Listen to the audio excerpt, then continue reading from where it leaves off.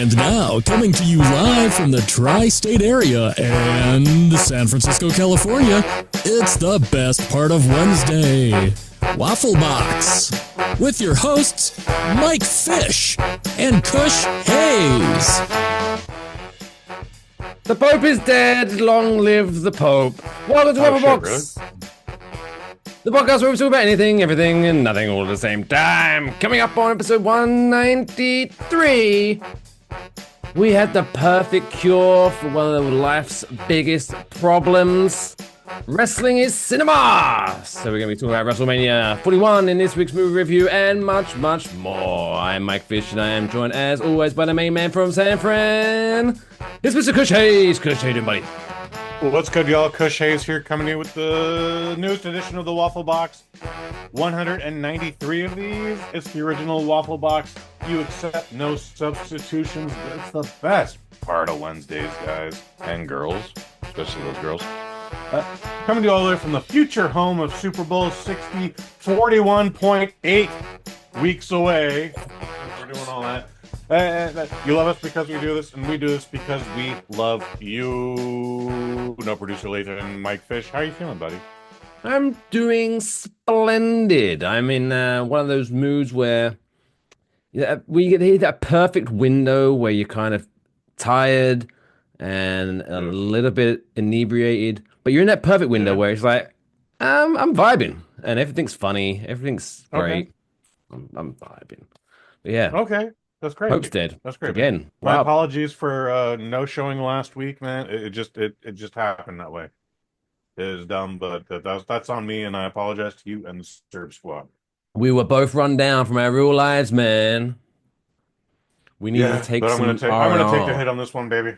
Daddy needed the day off, and it just didn't work out. So it is what it is. What's been up in the last 14 days? I've got a couple of stories.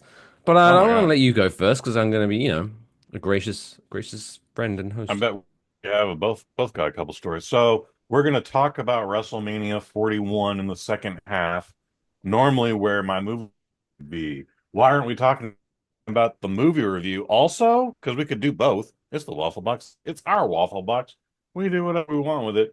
However, so I made the attempt to Michael B. Jordan in Ryan Coogler's Sinners. So going into this, I was just like, from dusk till dawn in the South. Who gives a shit? But I'll see it because I need to do the review, and it's Coogler and it's Jordan, and I'm sure it'll be fine. I'm sure it'll be good. At worst, I'm sure it'll be fine, but I'm sure it'll be good. All right.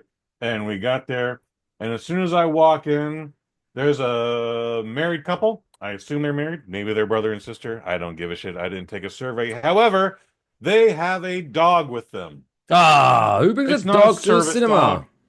It's not a therapy dog. How do you know that, Cuff?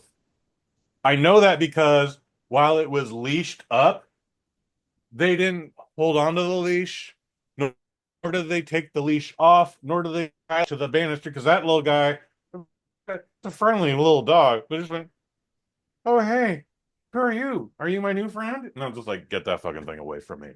And they went, come here. And the thing was like, but I want to talk to this guy. Come here. So those are three big details that this was just a dog, a house pet, if you will. It provided no service, no therapy. These fuckers just wanted to take a dog to the movie. If anything, it was the anti-therapy. We'll come back dog. to that dog. Pissed you off, Riley. Didn't piss me off, Riley, but I'm not tolerating it either. But I'm also not making a thing, so I just went, get that fucking thing away from me. And I sat down, and they went, oh, so sorry. And they held on to it, and then they made sure to sit in between me and the dog. And I was like, all right, whatever.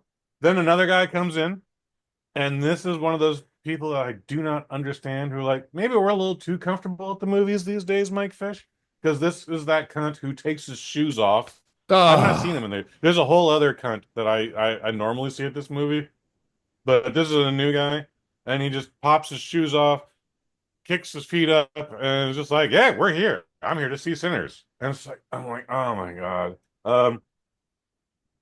He gets there during the trailers, and he starts looking at his phone. This is a distraction, but it doesn't bother me because it's the commercials.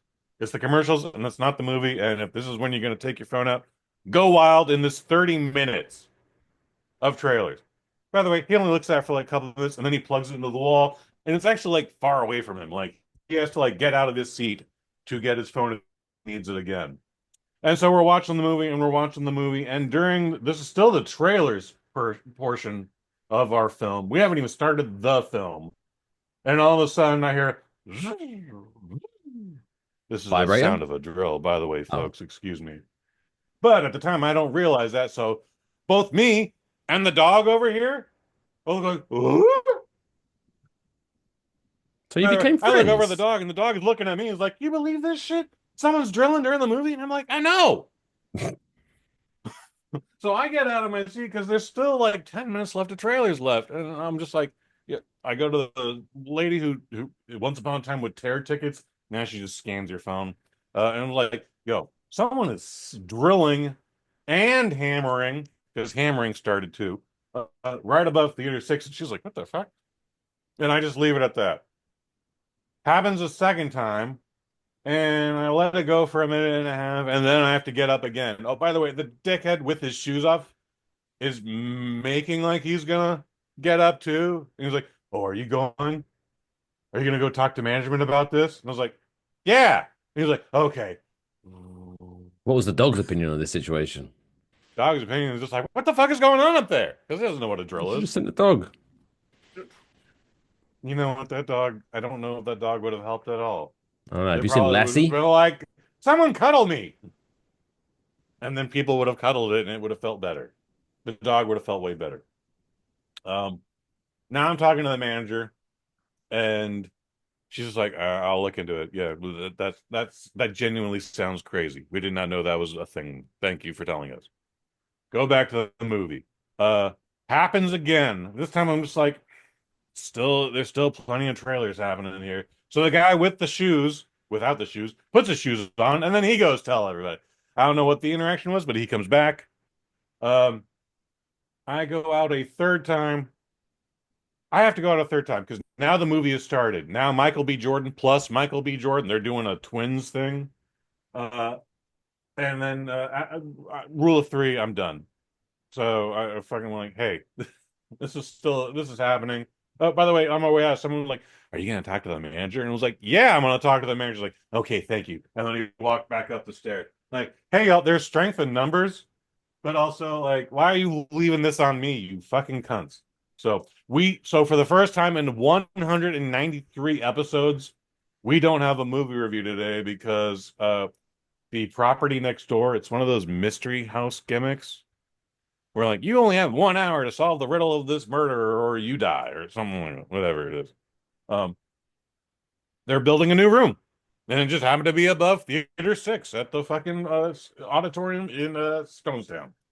So we probably had a couple times to go back again, but it's the holiday weekend, and also it finally just felt like homework. It finally felt like homework. Um, I I bring up Facebook quite a bit, so in my Regal movie group, I just been like left 10 minutes into the movie, construction happening next door. It just drove me too crazy. I didn't even bring up the dog. I didn't bring up the dude with the shoes or without the shoes. I just like the construction was too much for me. I had to leave. Two at a Someone time. else chimed in and were like, "Yeah, I feel the same. I hated it. I didn't like the music. I didn't like the time period. I didn't like the actors. I'm not even a big fan of the director." And I was like, "All right, well, you do you, buddy." That bitch, that wasn't my Some review of the movie. some dude came in on top of that and was like, "I have to disagree." I'm like, "You're disagreeing that this guy doesn't like the movie?" No, he's misphrased it. He was like, "I thought it was a great movie. I love Ryan Coogler. I love Michael B. Jordan. I love this. I love but people like you, I'm going to avoid. So I'm walking my way out." And it was like the guy just said he didn't like the movie. He went out of his way to see the movie. What are you inferring? And that's when I just went on my. I didn't even like retort to that guy or reply to that guy. I just blocked him. A day later, that guy would go like, hey, dude, I just didn't like the movie." But Wakanda Forever. Like, people are just fucking weird, Mike Fish. So, anyways, this is why we don't have a movie review, not the Facebook gimmick, but just like Also, lighten the fuck up. You can just not like a movie. If you go out of your way to see the movie, you're probably not being racist. You probably wanted to like the movie. Unless you're some weirdo thinking this is going to be the next chicken jockey gimmick. Like, The what? The next what? chick, are you not familiar with this thing? Chicken Chick. jockey for Minecraft? Oh, is this when people throw chickens at the screen? Someone brought a chicken to the theater. That was in As you do. Australia.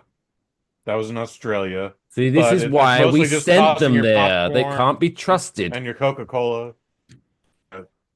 I mean, we talked over each other there, but yeah, whoever they are, they can't be trusted. Um, yeah, but someone just didn't like a movie. It's okay. It's okay to not like movies. Plenty of people don't like movies. It's okay to like a movie. So I'm sitting out Sinners, and for everybody that tells me it's a great movie, I'm less and less inclined to see it. I'm weird like that. When everybody tells me it's a fucking amazing movie, besides that one guy, I'm just like, it can't be that great, and I'm only going to be disappointed with this. Like, I went in just like, this is just from Dusk Till Dawn in Mississippi. Why do I give a shit? And someone looking for like, well, yeah, it's from Dusk Till Dawn, and it's this other movie, and it's this other movie, and it's this other movie, and it's this other movie. And I'm like, why do I want to go see that then? Why are you guys? Sounds like you guys are a bunch of suckers. So I have no experience with the film other than 10 minutes. There's no reason for me to be impressed with those 10 minutes. There's no reason for me to be repelled with those 10 minutes. I'm just saying this probably isn't going to cure cancer, guys, and maybe we should just lighten a little bit up. Okay? This can't be the best movie of the year already. Or maybe it can. What the fuck do I know? At this But point, I'm I not feel I should seeing be it. charging you an hourly rate. And then we're going to And talk how about my does this mom, make Mike. you feel, Mr. Hayes? I mean, this is what the Waffle Box has been for 193 Yes, yeah. episodes, man. I do talk about stuff that upsets me. Or My, that elates me. Okay. do you want to hear my story? It I pales don't in know, do we? significance to yours. Although I was hoping in your Facebook group there was going to be one guy that was like, yeah, the showing was so bad I had to put my shoes back on. That'd have been you fucking out. Well, to be fair, he did put his shoes back on to talk to management, Yeah, he's got but then he some. took them back off again. No. That's my one comfort of it. So one day I went to a coffee house, a bakery, Okay. and before then, I was like, I knew I had personally something brewing in the stomach area. Been there. I was like, well, I don't want to be a savage and get my coffee and pastries, then go to the bathroom. That'd be weird.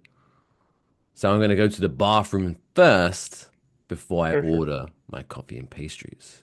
I hear what you're saying. I walk into the bathroom. It's pitch black, and then the light comes on. So it's a motion sensor light. Lots of people have seen this I thing. I feel like I know where this is going, but You please probably continue. you're probably correct. And so I go sit down and try to take care of my number twosie. Yeah, gonna call in the office. What I call. And it was just one of those that decides, you know what, we're gonna take our time to come out here today.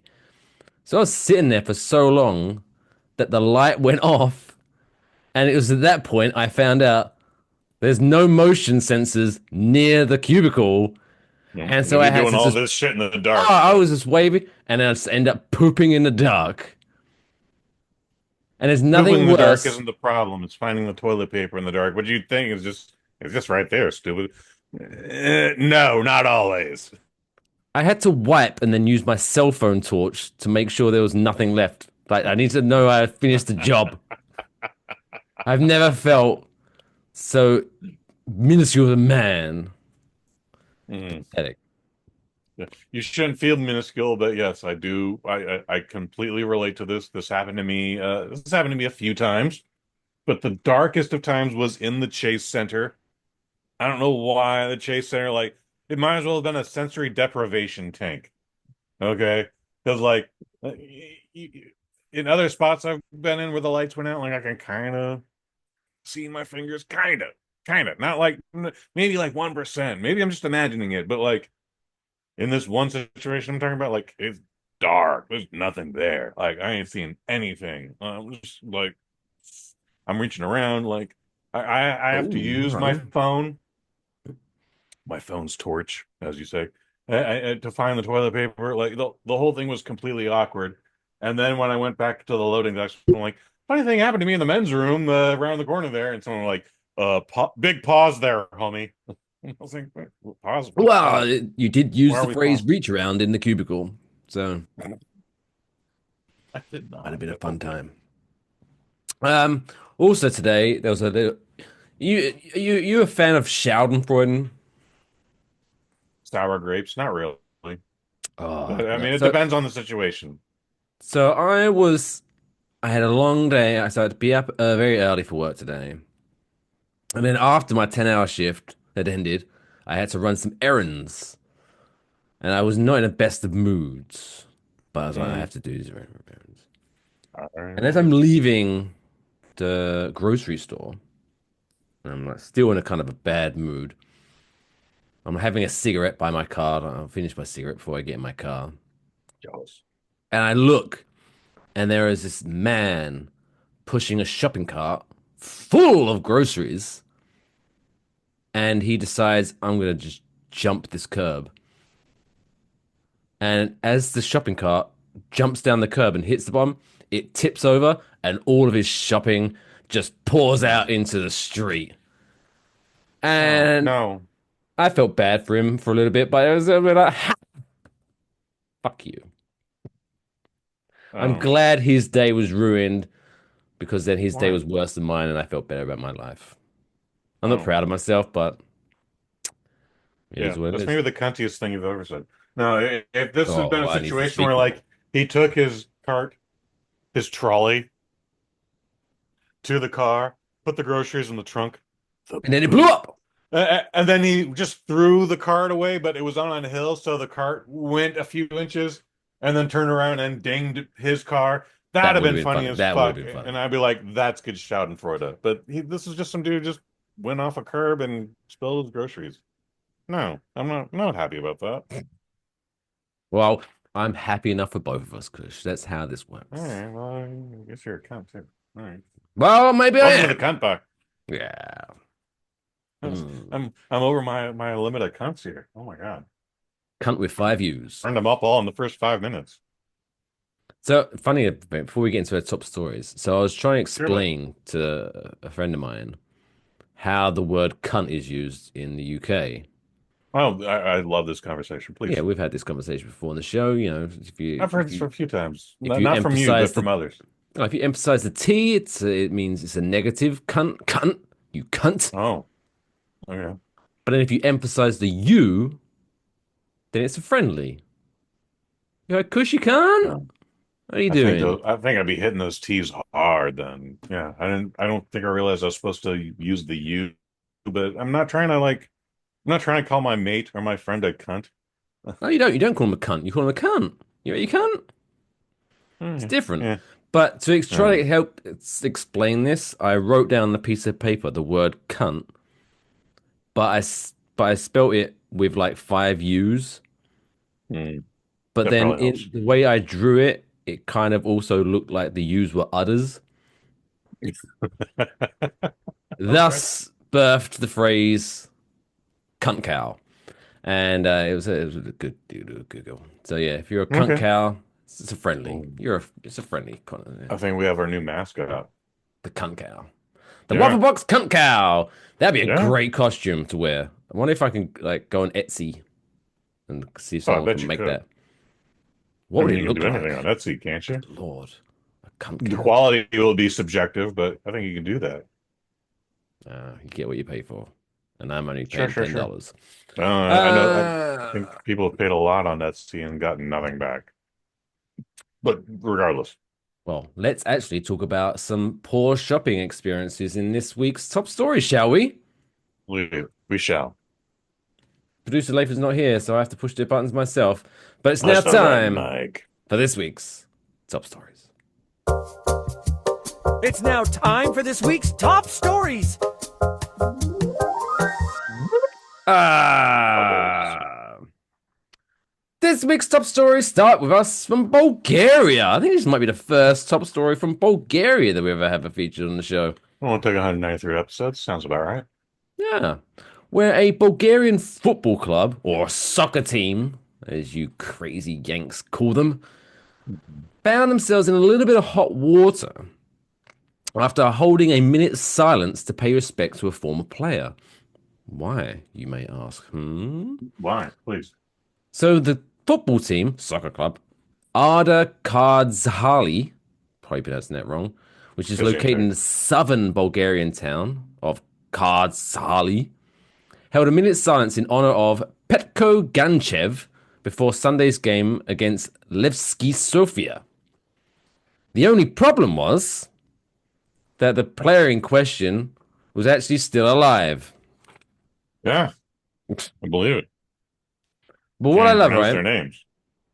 about the statement, they released a statement, right, to apologize. Oh, it's a bit insensitive that we held a minute's silence for a guy we thought was dead, but it turns out he's alive. Whoopsie, our bad. Whoopsie doodle. They said, "We apologize to the player and wish him many more years of good health." It's a good start. That's a good start. And many more years to enjoy the success of this club. So they made it a bit about themselves. It was a bit weird. Like, we thought you were dead, but we're glad you're alive, but come support us. A bit weird. That means they're just happy they don't have to pay out his contract to his bereaved. Yeah. Social Security. Well, I'm sure Elon found that out. Well, he's not really dead. But does Elon know the club? That's just an out of left field reference. Doge. Just doing some Doge things. You know, Elon loves his Doge. Across the pond? Okay, sure. Yeah, This is why we don't do the political jokes, kids. Come on. Maybe not. Buyers beware. Ooh. Uh-oh. Savannah, Georgia is the next one. Okay. Where Sylvester Franklin, a 68-year-old man, I don't know, I'm sure I've asked this question many times on this show, but when writing articles about someone, right? So something happened to Sylvester Franklin, right? And that's the interesting part. We want to know what happened to Sylvester Franklin. But whenever they write articles about them, they always have to say how old they are. Like that adds nothing to the story. It adds a little bit. Does it? Yes, it adds. The man's 68 and he's not fucking 24. Well, I mean, it gets wherever you're going with this, it's going to explain it in the fact that he's 68.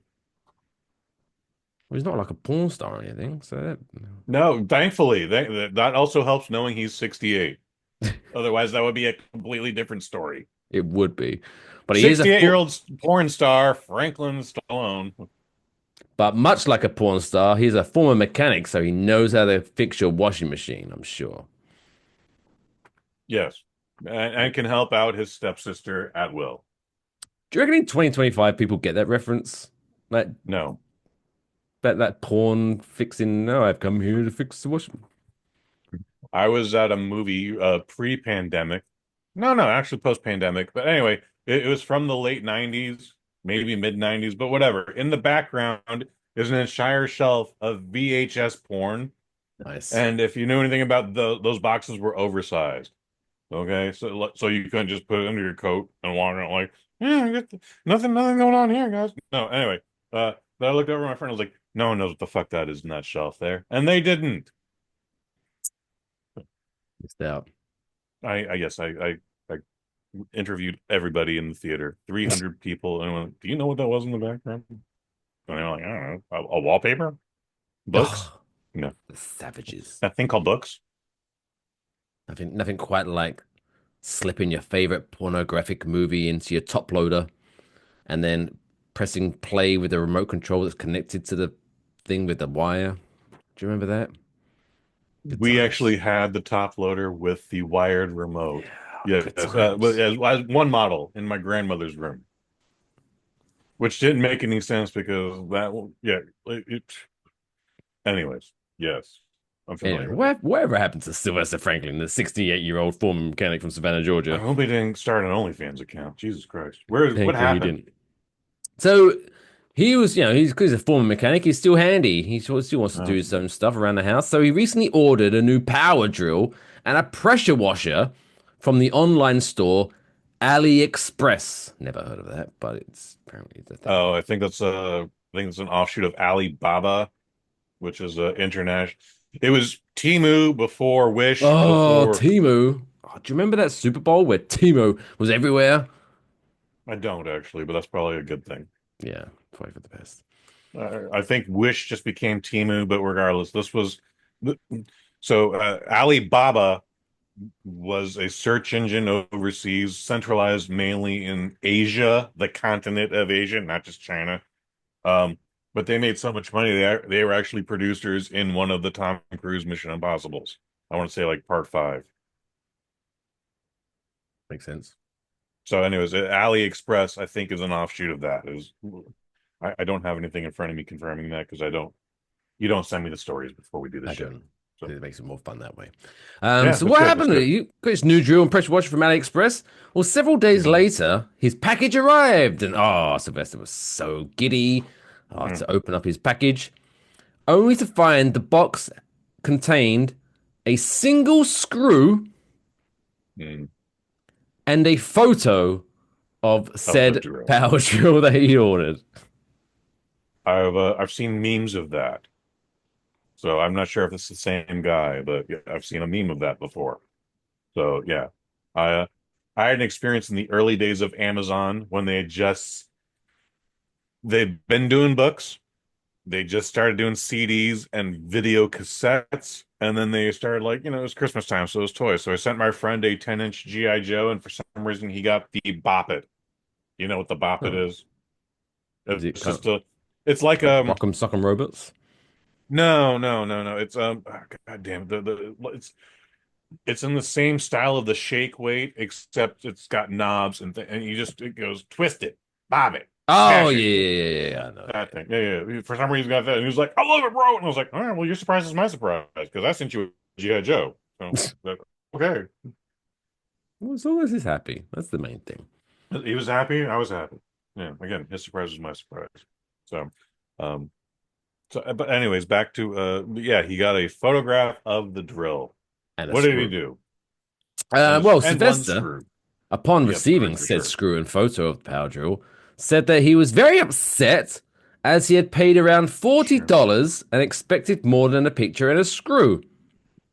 Mhm. Quote, they have taken advantage of me. When I pay for something, I expect to get what I paid for, which is fair, but also, you've spent $40 total on a power drill and a pressure washer, and you thought you wasn't getting scammed? Mhm. Seriously, bro? Fair. Come on. Fair. But, Yeah. yeah. If it's too good to be true, it most likely is. That's a very good call, Mike. Shockingly, he has contacted AliExpress for a refund, but they've yet to get back to him. Yeah, I bet their customer service isn't top notch. Yeah, you gotta watch out for those things. The few things I've ordered off Facebook, I'm genuinely surprised that they came in as they were. Like, oh, all right, yeah, that actually worked out good. So, Have you but yeah, I ever can totally bought see anything on that happening Facebook? to anybody. I've sold some things on Facebook. Never bought anyone I've on there. never sold anything on Facebook. I bought and when I say bought, I'm not talking about the marketplace because that is a whole thing.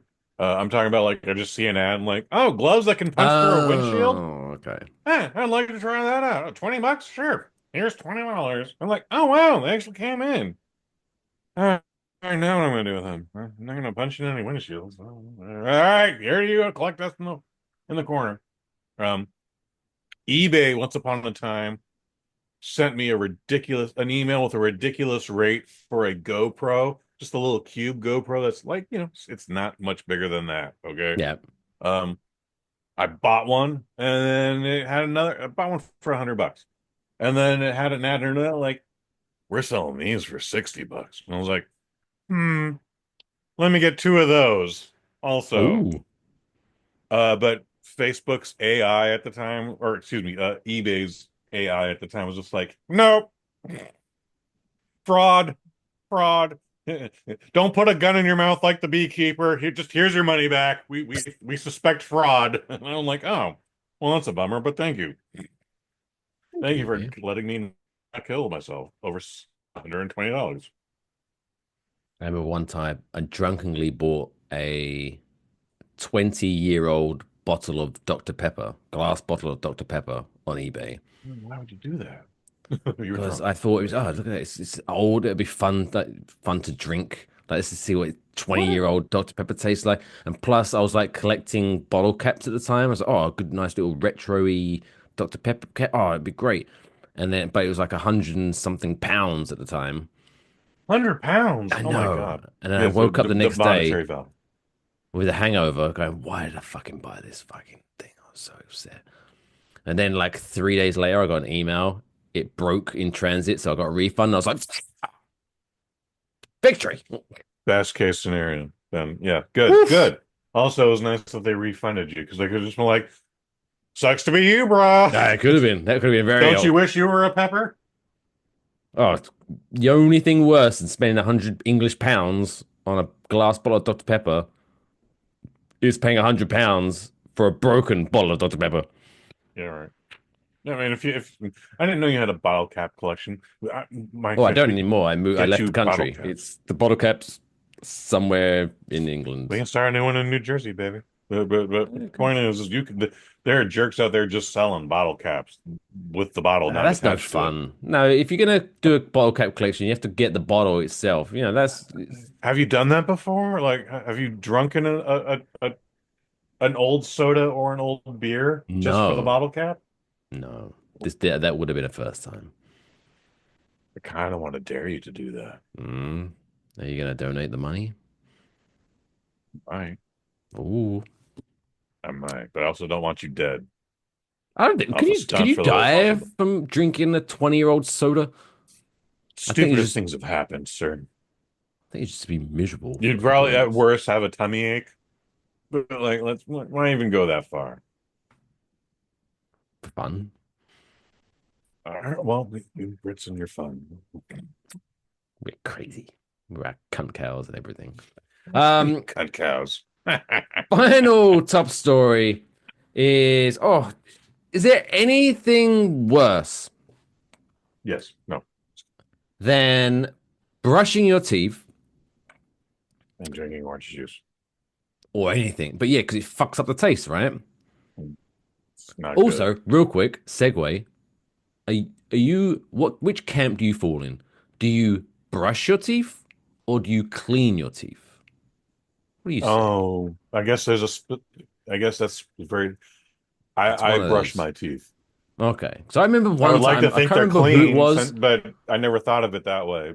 But since you said it, I was like, ooh, but I don't clean my teeth. I have my teeth cleaned from the dentist. Okay, yeah.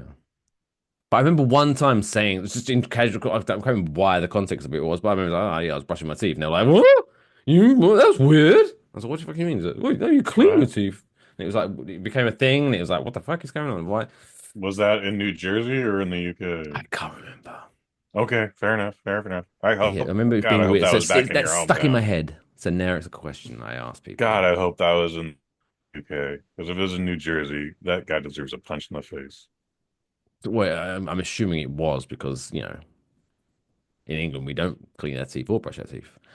We just let them rot. Anyway. And you have women are still sleeping on you? Yeah. Stereotypes and crazy. That says a lot about my personality then. Oh, yeah. No woman has ever slept with me. I always kick them out before the night ends. Whee! That's a gangster, dude. No, that deserves way more than we need some air horns. We need some fucking confetti for that. Like, oh my God, I can't get my goddamn. Yeah, we need to get some cash in the air. Not that. No, that ain't it. I'm running out of money here. God damn it. Fair enough. There we go. I'm out of. Amazon's here. You can say you can ring the doorbell. You can say my pick was in that night. Is that a ring dorm chime or is that ESPN? That's the NFL draft. Okay. That's coming out tomorrow. Is that tomorrow? Wow. Thursday the 24th. We just had the WNBA draft last week, and that was well, I don't know how dramatic it was, but then they were Caitlin Clark was involved, so no one gave a shit apparently. I only kind of get that reference. Anyway, the bid sheet came out for WNBA, and I was like, all the dates. There's only like 12 of them there. But I was just like, I want them all. Oh my God, Mike Fisher, can't wait to report to you and the rest of the Serve Squad from the first inaugural WNBA game in San Francisco. Let's fucking go. That'd be Well, so amazing. they're gonna lose to the New York Liberty anyway. Yeah, 'Cause we're maybe. the best. Yeah, I don't We're know the how the best. team works. I don't know Anyway, anything about the what was, Liberty what was either. we, where was we going with this brushing? Jesus teeth? Christ, yeah, dude, we went way off the rails here. Um, Too. We went from, I don't even know how this started, but we went to like, you brush your teeth or you clean your teeth? To the WNBA draft. For the WNBA draft. So yeah, there's nothing worse than brushing your teeth and then you're like, oh fuck, I just brushed my teeth, but I kind of want to eat this thing or drink this thing, and now my mouth is going to taste weird for a while. Yeah. But thankfully, someone has come up with a cure to this problem because KFC are introducing a toothpaste that tastes like fried chicken. And what is the URL, sir? Well, I'm going to order this right now. I don't know what the the flavors are, quote, inspired by all of KFC's 11 herbs and spices, and this toothpaste is, quote, irresistible, coating your teeth in flavor before leaving your mouth feeling fresh and clean. The toothpaste, which is offered exclusively on the His Smile website, so HISMILE, for $13. I'm not ordering anything from Australia, but yeah, I would have. Oh, is it only available in Australia? That wasn't mentioned in the news article I read. No, it literally says it here. Motherfuckers. KFC toothpaste something. You just have to take my word for it. Yeah. It's Australia. Oh, your green screen. Whoa. What happened? Whoa! Wait, you're not really in the cinema? What the fuck? Oh my God. Dude, this is actually kind of crazy. Yeah, you just right. Oh, there we go. Again. Oh. What the fuck happened? I think the light from the cell phone fried out the camera for a second, and then it had to adjust. Have I been lied to? Yeah. My entire life? There are at least 193 episodes. God damn it. Sorry, I was waiting for the dog to walk past and everything. You're not really in the cinema? Oh, there you go. I was going to ask you if you'd be interested in buying some KFC flavored toothpaste, but apparently yes is the fact. So, but if you can find it, I would spend the $11 plus shipping and handling just to try it once. Because I love fried chicken. I love KFC. See, I love fried chicken. I don't know if the whole phrasing "coat your teeth" in it, it just sounds like it's a bit much. I don't know. It is probably not going to be a good experience. This is hence why I would at least try it once. I don't know if I can always rebrush my teeth with Crest or Colgate. Like, I'm sure people, crass people, we're guys, we're fellas, we're blokes. We like the old ladies, and but I wouldn't want a toothpaste flavored of a vagina. That would be too much. Yeah, no, I had a thing where someone handed me a beer that tasted like pussy. Oh, I remember you saying this. Yeah. I think this was coming up when we were talking about the was it the barroom floor flavored chips or some shit? I can't remember. So I remember that story. Yeah, I don't remember what the context was, but if I told you the story, I told you the story. Yeah. It was at first I was like, well, maybe I just got a bad can, and then they happened to hand me a second one. And it was like, this also tastes like pussy. Which, by the way, if you ever tasted good pussy, it's phenomenal. But it's off-putting with your beer. Yeah, it's kind of trying to lick pussy. Was that Would you like to? Hey, now you can taste vagina without actually tasting vagina. Well, no, the actual taste, that's the best bit. What? Yeah, anyway, there you go. We got way off topic. There, the KFC flavored toothpaste. Apparently, we WNBA draft, vagina beer, etc., etc. God, that would sell so good at the WNBA. Vagina beer? Just lines of women in plaid shirts and And Kush in his plaid shirt too. Like, hey, ladies, we it's all have something in common here. okay. Relax. I'm friends with many lesbians, and Who's yes, ready to party? They all Right? wear plaid shirts. It's hilarious. I love it when stereotypes play out. It's great. Well, I'm in San Francisco, so there's plenty of stereotypes here. Anyway, I don't know if we achieved anything in that little bit, but who cares? But there are some people who did achieve some things recently, and they've God achieved bless some things so goddamn hard that an Irish brewery is giving them a certificate that they can put on the fridge and be like, tell their grandkids, look at me, I did something. And the grandkids were like, why did you do that? And I don't know, because no one else did, I guess. You made that time. It was a good way to meet girls with vagina beer. Can we just go home now, please? No, your parents are having a trouble. They're arguing, so they've asked me to look after you for the next couple of hours. Well, can we watch TV? No, look at my Guinness World Record certificate. I've lost the remote control, so you can only watch Animal Planet. Yeah, exactly. Someone requested that at the bar. Yeah, but really? Like, what? No, Animal I'm Planet? not putting Animal Planet on TV. Good. Weirdo. Good. Anyway, What a weirdo. Anyway. It's now time for this week's Dumb World Record of the week. Why? Why? Why would I? Why? Why? Why? Why? Why? Why? Why would you want to do that? This week's Dumb World Record comes to us from Petersfield in the United Kingdom, where Max Budkin, it's a great name, Max Budkin. That sounds like a guy who's about to get his badge taken away from him because he makes bad life choices. Max You've done too much, Budkin. man. You blew up a whole city block, Max. Turn in your badge and you get. But Chief, I get results. You're off the case, Max Budkin. No, but I'm so close. Chief. You're off your case, Chief.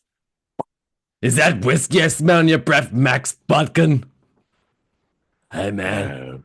Does your wife bathe? Does your wife bathe her pussy in whiskey, Chief? You been brushing your teeth with that vagina toothpaste again, Max Budkin? Hey, man, this is what gets me through the day. Whatever gets results, Chief. You got too far, If no one Max. sees this episode, it will still have been worth it. What is it? Oh, he's 17 years old now. That's weird. Oh.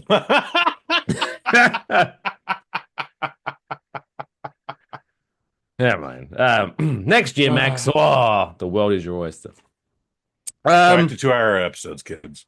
Yeah, we're finally doing late night recording again, and I'm drinking. What did he do in the UK? So he's broken the Guinness World Record for the most pages in a hand-drawn flip book. Oh, okay. That's cool. How many pages? 1,300 pages. In a flip book? Okay. In a flip book. That's a thick flip book. I don't think you can get that in one flip. Like, you need to get friends involved in that flip. Maybe. 1,300 and how many? Just 1,300 pages, exactly. Oh, just 1,300. Okay. Exactly. Divided by 24. So, wow, he's got a 54-minute movie there.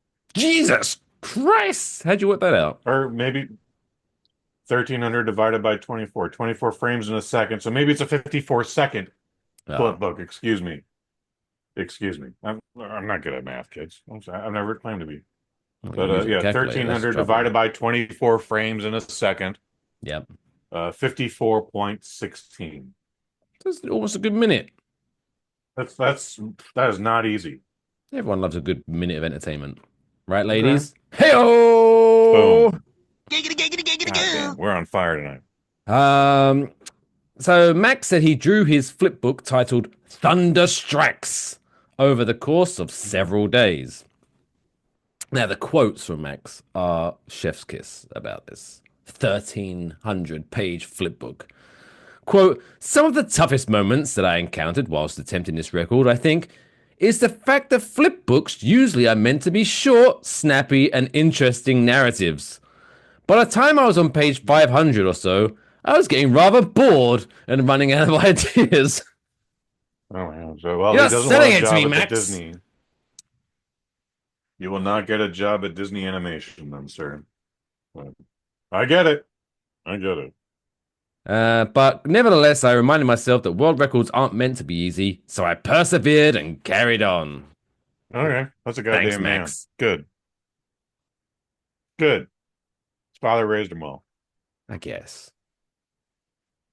But so yeah, if anyone wants to look at Google Thunderstrike flipbook, and apparently you're going to get a really boring, drawn out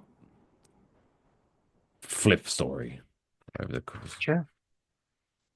I wonder what the story was about. Because there's Thunderstrikes, and the fact where it said like after page 500, I was getting bored and running out of ideas.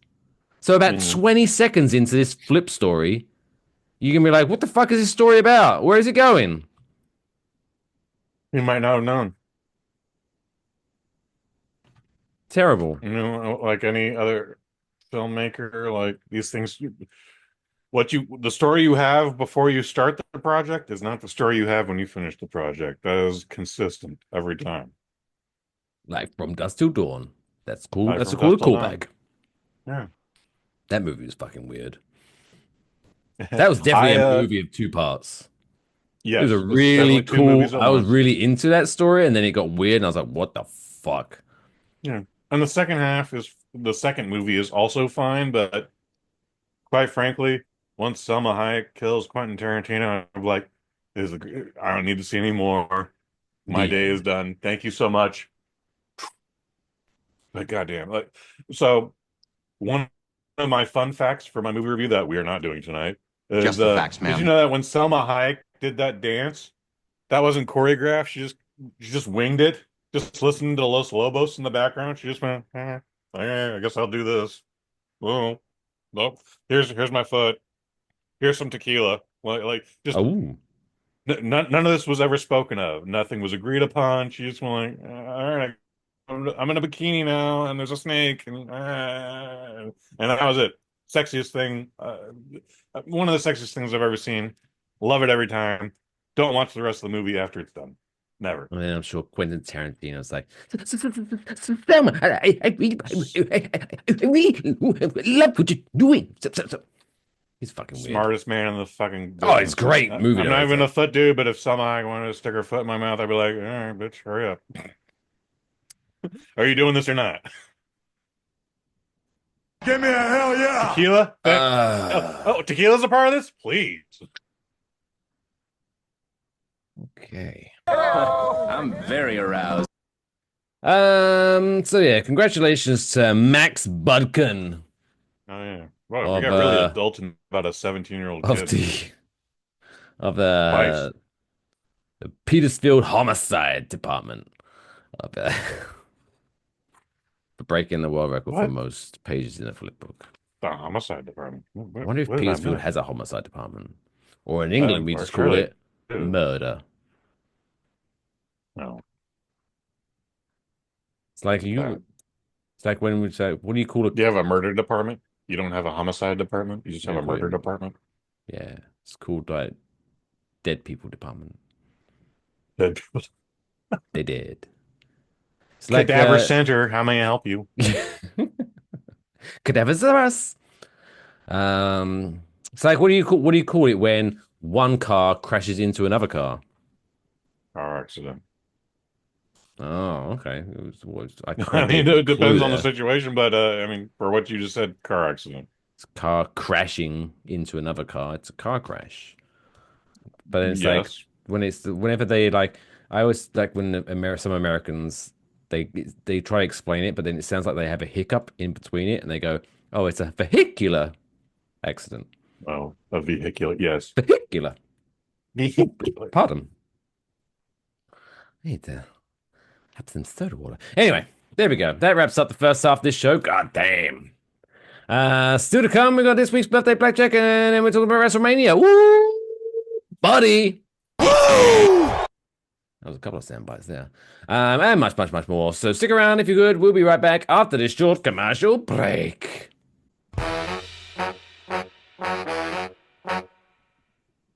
Adrenaline junkie? Fitness fanatic? Athlete? Isn't it time you tried Ego Chaser and took things to the limit? The official energy bar sponsor of extreme sports like base jumping, kite surfing, sandboarding, free climbing, helicopter parkour, wingsuit flying, big wave surfing, snowmobile accidents, biathlons, triathlons, and 100-mile ultra marathons. You press it to the limit. You're a super athlete, even though you have an office job and a family you ignore. You don't have time for real friends or to eat proper meals. You're a warrior. You're in training. For what? Who knows? But one thing we do know, you don't even need food. You need fuel. You need calories to burn. And the Ego Chaser Energy Bar delivers. Ego Chaser. Pump yourself up. Let yourself go. It's time to go past the limit. It's not even the limit. It's the energy bar that's all about you. How big is your Ego Chaser? Pretty big. Place your bets. It's now time for Birthday Blackjack. I also like to live dangerously. Hey, welcome back to episode 193 of the Waffle Box podcast. Right now, it's Celebrity Birthday Blackjack. Oh, it's Wednesday, April 23rd. If you're not familiar with Birthday Blackjack, here's how we play this game. I'm going to announce 5 celebrities that are celebrating their birthday today on Wednesday, April 23rd. And Kush and your good selves have to try to guess how old they are now. And to play the game, you get your score, you get your margin of error. For example, if, say, a celebrity is 27 today, but you guess 30, you're 3 years out. So you score 3 points for that celebrity. And the whole aim of the game is to keep your score at 21 or below, hence Birthday Blackjack.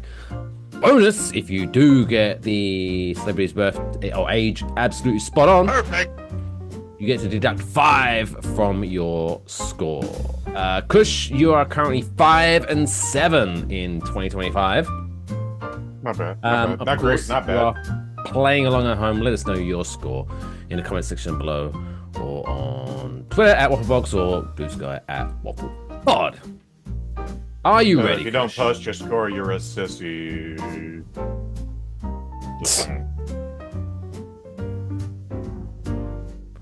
Okay. Sorry. Anyway, wait. Let's get on with this. Celebrity number 1. Number 1. 17-time WWE champion, spoiler alert, John Cena. Oh, wow. Happy birthday. You can't see him. So he has to celebrate his birthday all alone because no one can see him. Oh, so sad. How's John Cena today? Dang. Yeah, he's right around the old Cushford's age. I'm going to just say... I'm going to say he's 46. 46. Mr. Jonathan Esquire Cena is 48 today. Okay. That's 2 Yeah, out. happy birthday. On the 23rd of April. 23rd of April. That's exciting. Yeah. So happy birthday to my friend, my oldest friend, John. There you go. Number 2. Celebrity number 2. Everybody's favorite Latino father figure, Mr. George Lopez. Oh. George Not my Lopez. favorite. George Lopez is a motherfucker. Also, having said that, he's 58 years old. 58-year-old motherfucker. What is it? Did he like slight you in some way? Is there a story now? Not personally, no. But I've heard of him like grabbing other comics by the neck and pinning them to the wall, like, "You stole my joke." And it's like, yeah, you're mixing whatever. Awkward. Mr. George Lopez is actually 64 years old today. Goes out by. So he's out by 6. Takes your score to 8. Not too bad. Okay, not terrible. Not terrible. Number yeah, 3. yeah. That's fantastic work done. Number 3. Number 3. The Slumdog Millionaire himself, Mr. Dev Patel. How old is Dev Patel? Dev Patel. Patel, by the way. Dev Patel's so cool, dude. He's got a beautiful. Well, in the photo that I found, he's got a beautiful head of hair. Great fucking head of hair, dude. So one of the best heads of hair. And that head of hair is 33 years old, much like Jesus. Well, he's back. Did you hear that? Jesus? Yeah. No, See what happened? What happened was, right? So oh dear. Judas, fucking stitched him up, snitched like a snitch, and then Pontius Pilate fucking yanked him up onto this fucking crucifix, right? And then after he died, they stuffed his body into a fucking cave. And then like a couple of days later, Jesus was like, "Psych, bitches, I'm back." Like deuces. Oh, you should have seen their faces. Dev Patel is 35 years old. Yeah. 2 out. So 10. We should take you to a respectable score of 10. With 2 to go. Number 4. That's his line. Host of Last Week Tonight with John Oliver. It's Mr. John Oliver. I think John Oliver's kind of a cunt. More than George Lopez. However, he is also Cunt cow? 56 years old. 56 years old. Mm-hmm. Can I shock you right now? Please. He's 12. He is actually the same age as John Cena. Oh, wow. Dang. He is 48 years old, which means you are 8 out, which takes you up to 18. Still some wiggle room. We're still in it. But then I have to, if that's true, then I have to say, hey, motherfucker, lighten up. Because you look way older than you are. You should be enjoying life. You're a successful comedian. You got a TV show. That's half of more than anybody has. I mean, he consumes his life too much on politics. That's why he gets too old. He's literally gone mule gray. That's why I put him up there so high. Just chill the fuck out, John. Chill the fuck out, John. Number 5. Celebrity number 5 is creator of some of the most depressing documentaries in the world, Mr. Michael Moore. How old is Michael Moore? Jesus. Jesus is back. Yes, he is up there. 72. 72. Oh, are you doubting yourself? I'm doubting myself. I'm trying to I'm thinking about Roger and Me, and I'm thinking about Columbine 9/11 and 72. No, we're sticking with our answer. 72. Sticking with 72. 72. We're staying 72. Mr. Michael Moore is 71 years old, which means this weekend you are a Celebrity Birthday Blackjack winner. You win. Score of 19. What a game. What a game. That was dramatic. I almost went back down to 68. Well, that got you 21 dead on. That would have got me 21 dead on. We can't risk that. We couldn't risk that. Wow. That takes your record to 6 and 7, working your way back up to 500, baby. I gotta tell you, it feels good. It feels good. It's good to win, kids. It's good to win. It's always good to win. But yeah, let us know how you got on. Like I say, if you are playing along a Celebrity Birthday Blackjack, let us know your score in the comment section below, or hit us up on Twitter at Waffle Box or at Blue Sky at Blue Waffle Bot. There we go. Fucking hell. But that wraps up this week's Celebrity Birthday Blackjack.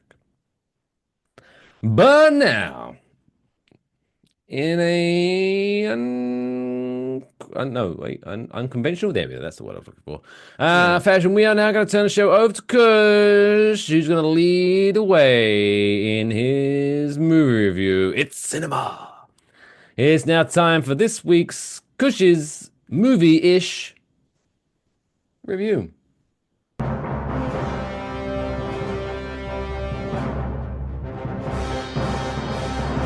Kush's movie review. Pro wrestling is cinema, god damn it, and that's how we're, justifying this. WrestleMania 41 happened this past weekend in Las Vegas, Sin City. Viva Las Vegas! Don't touch my blue suede shoes, god damn it. Kush, since it is your segment, I watched WrestleMania Night 1 and 2, as did you, but I'm going to let you lead the way this conversation. How was WrestleMania 41? So I haven't seen anything from WWE since last year's WrestleMania that we also semi-covered. And we both were like, yeah, that was a fun show. This was still a fun show. It was different circumstances for me, but at the same time, it was like, well, this wasn't the greatest WrestleMania. And guys, there's 41 of these things. They can't all be in the top 10. Like I said, that same thing with the Marvel movies. Just the facts, ma'am.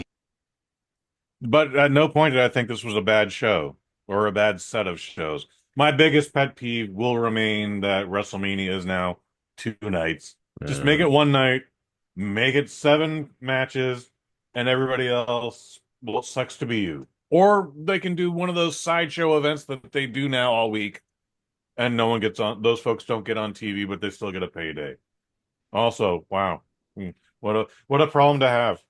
So, but yeah, I don't know where to start. Again, I was most impressed with the fact of how reserved it was. Again, despite it being 2 nights, they stuck to 7 matches, 1 or 2 substitutions from what I could tell. But like at no point did they ever just like pull somebody off the card or have to add somebody at the last minute. That's usually a good sign here. Night 1. Let's just go to the main event. It's a triple threat match. Seth Rollins, Roman Reigns, CM Punk. Kind of feel bad for Roman Reigns. I had to relook that up for some reason.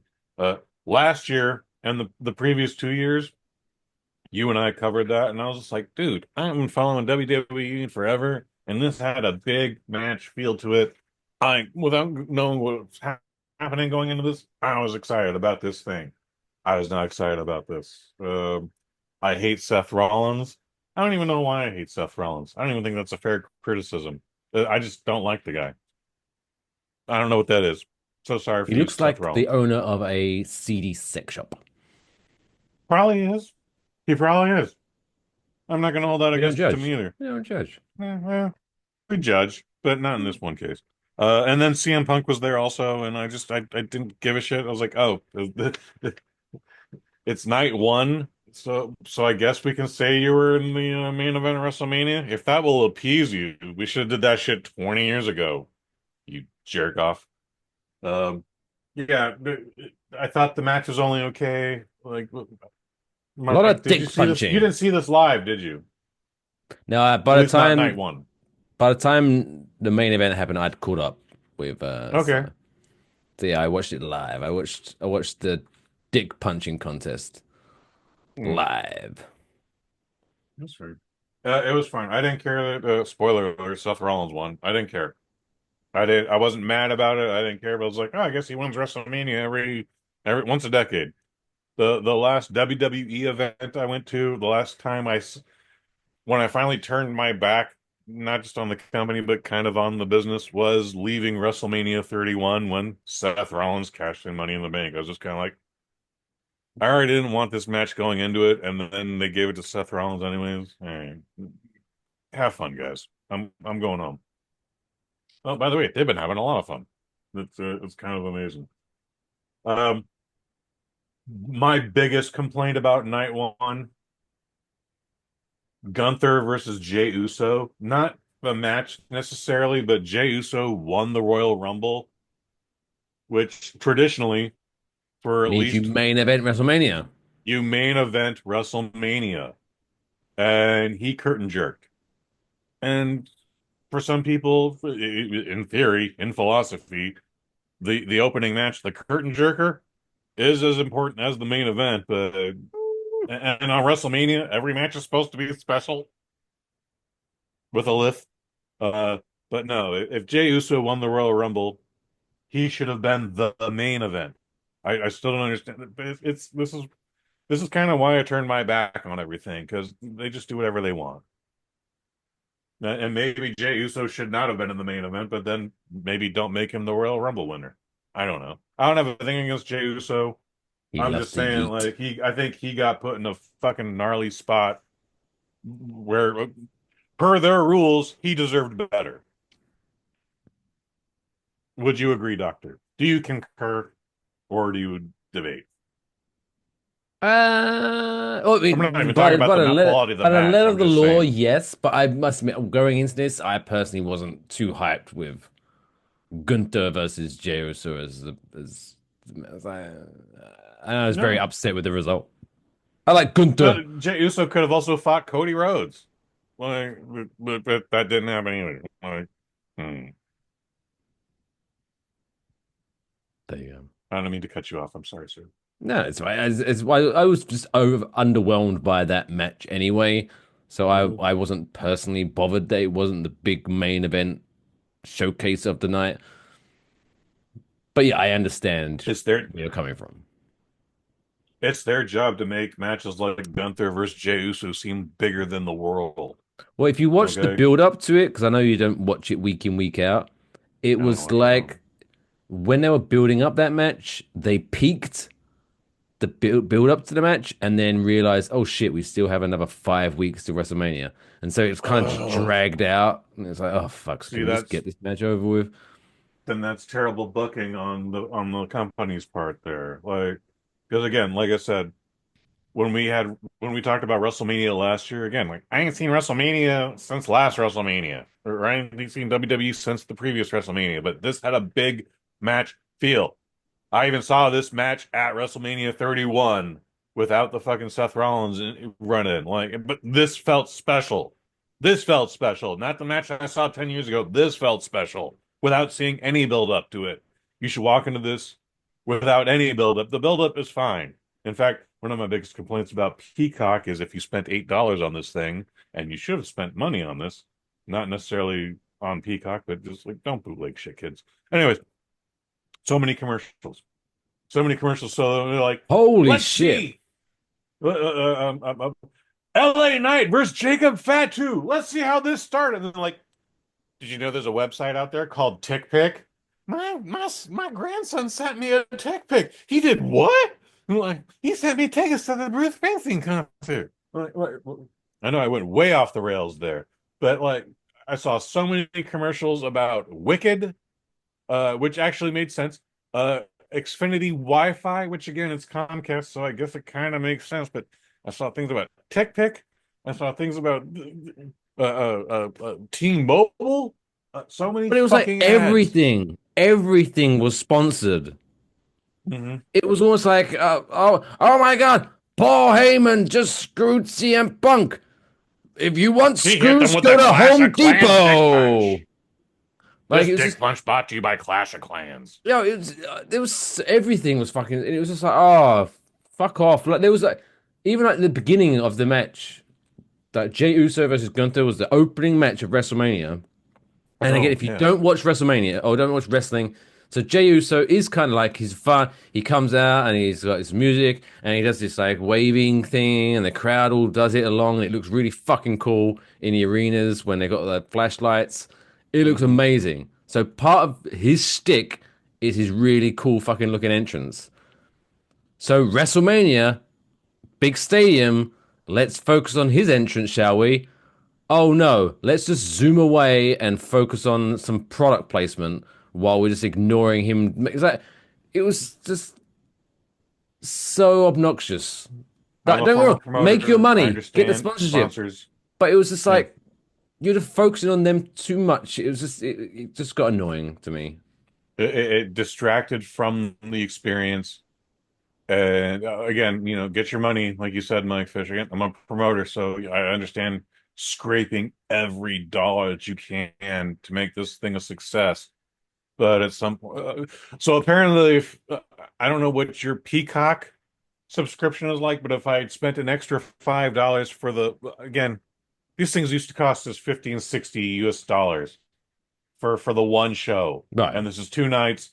And for $8, I get not only WrestleMania, but a lot of WWE backlog, plus the entire Peacock catalog. So it's a great goddamn deal. But even for $8, had I spent $13, I would have probably avoided half of that, is from what I'm understanding. You think? I would have got all the video packages. And the only commercial breaks would have been the commercial breaks, if that made any sense. Anyways. No, but it's like when they do the subtle product placements and stuff like that. Even like Monday Night Raw, sometimes they'll do like an hour commercial free, but then like every 5 fucking minutes they're like, "Oh, this commercial free hour is brought to you by Dunkin'." It's obviously clearly not a fucking commercial free hour because you're just pimping Dunkin' Donuts every 5 fucking minutes. It just drives me nuts. Commercialization, man, ruining everything. Everybody's a whore. Everybody's a whore. The biggest reaction I heard from the internet wrestling community was the women's championship. It was the 6th match on the card. Tiffany Stratton, who I've never heard of before. She's apparently brand new, but she was the champion going in. She was the champion leaving. But she defended her title against Charlotte Flair, who I'm going to say is kind of boring. No one likes good-looking lady, very athletic, very talented, very gifted. Like I have a lot of compliments for Charlotte Flair, but they're also trying to push her way too hard just because she's Ric Flair's daughter. It's no doubt in my mind. They were like, she's a 16-time women's champion, but then they had to do that side graphic with the math. Like, she won 7 titles. She won 6 titles there. She was an NXT thing. She also has a couple of tag team titles. Hey, stop that. Stop that bullshit. She's very talented. She's also a pedigree, a prodigy. She's also a prodigy, not a pedigree. She's a prodigy. Her pedigree is her prodigy. I was not impressed with the match, but I think this was the one match that actually got like the most color and like people actually bled in it. There was a street fight the next night, which I don't think, maybe 1 or 2 cuts because someone hit a sharp edge on a staircase. But like, and I don't have a bloodlust. That's not a thing I like. I don't care for hardcore matches and razor wire digging into your forehead. I don't care for any of that shit. But I am just saying, like, this was the hardest match. She had the best entrance, Tiffany Stratton. It's Tippy time. Tiffy time. Yeah. I remember hearing that a lot. I'm not impressed by her. Again, it's her first year as a WWE superstar, so I imagine she'll get better. But I was just like, this is the women's main event. I guess. I mean, Charlotte Flair headlined WrestleMania against the Becky Lynch. What, 2019? Sounds about right. Okay, thank you. Sorry for the long delay there. But yeah, just I feel like Charlotte Flair fell off here. Tiffany Stratton, great position for her, but I didn't care. I did not care. I think she chipped her tooth, but I also heard people going, "She didn't chip her teeth, dude. She just got blood in her teeth." I'm like, well, that's not much better. But okay, very beautiful woman. She absolutely also has athleticism in her, Tiffany Stratton I'm talking about, but I'm tired of the goddamn somersault handstand back elbow into the corner. Just run to the bitch. Okay? What you're doing is causing more. The first time you might catch me and I'll be like, that chick just fucking cartwheel kicked me. But the second time you do it, I'm gonna like psych move. Drop my stool on the back. And then I'm gonna punch you in the fucking face. All right. And I lost my question. Anyways, um, Tiffany Stratton definitely had the best intro of night one. Otherwise, I didn't care. Rey Mysterio, hope he's feeling better. I didn't necessarily hear what happened, but I understood he was injured. And then Rey Fenix came in to fight El Grande Americano, who I guess is supposed to be Don Gable's kid. Chad Dan Gable. Chad Gable, Dan Gable's kid. Or maybe it's his grandkid. He's related to Dan Gable. He's an amateur wrestler from turned professional wrestler. I've been to the Dan Gable Pro Wrestling Hall of Fame in Iowa. It's a very fantastic building. Just the facts, man. One-third of that was dedicated to Brock Lesnar, by the way. It was kind of awkward. This was also 2008. So anyways, maybe, I'm sure it's simpler changed. times. Simpler times, indeed. So let's see. Jade Cargill. I may have said this last year. I think I'm in love with Jade Cargill. She's a well put together young lady. She not only is she beautiful, but again, she's got athleticism. She's got the gift. She's got the sculpture. She looks like she could throw me anywhere. All right. Well, so going back to commercials, I would have loved to have seen her promo walking in. So I don't know what her personality is like, but if she's also got a personality, like, holy shit, this is the perfect 10. Like, Jade Cargill. Give me more Jade Cargill. She beat Naomi, which, no disrespect to Naomi, but yeah, that's how that should have gone down. Naomi, one of the few names I did recognize on this card. Because you know her father-in-law. Yeah, I've met him. Yeah. I wouldn't say we know each other, but I know. Anyways, going back to Facebook comments earlier in the night, I'll make it very, very quick. The New Day beat somebody called the War Raiders. Their outfits were fantastic. Whose? New Day's. Okay. I don't remember anything about the New Day's outfits, but the War Raiders came in, and I'm guessing it was an ad spot for Clash of Clans. Yeah, and whoever did when the I saw them outfits come to the spent ring, I was like, $5 on their outfits. So I made that comment, and some dude on my Facebook feed, who I'm apparently friends with, quote unquote, well, I'm probably gonna not be friends with him after this. It was like, so is that your gimmick? You're making fun of veterans like War Machine? And I was like, well, my card here says they're War Raiders. Also, their outfits look cheaper than your kids' Halloween costumes, sir. They already know this guy is a dick because he's like trying to quote, because their tag team name was War Machine when they were on the Independence, so he's trying to look cool by like quoting their independent name. But fuck that guy.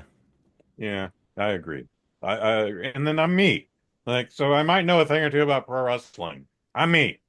I'm not saying anything about them. I'm just saying your costumes suck, dude. You look like cosplayers. That's all I'm saying.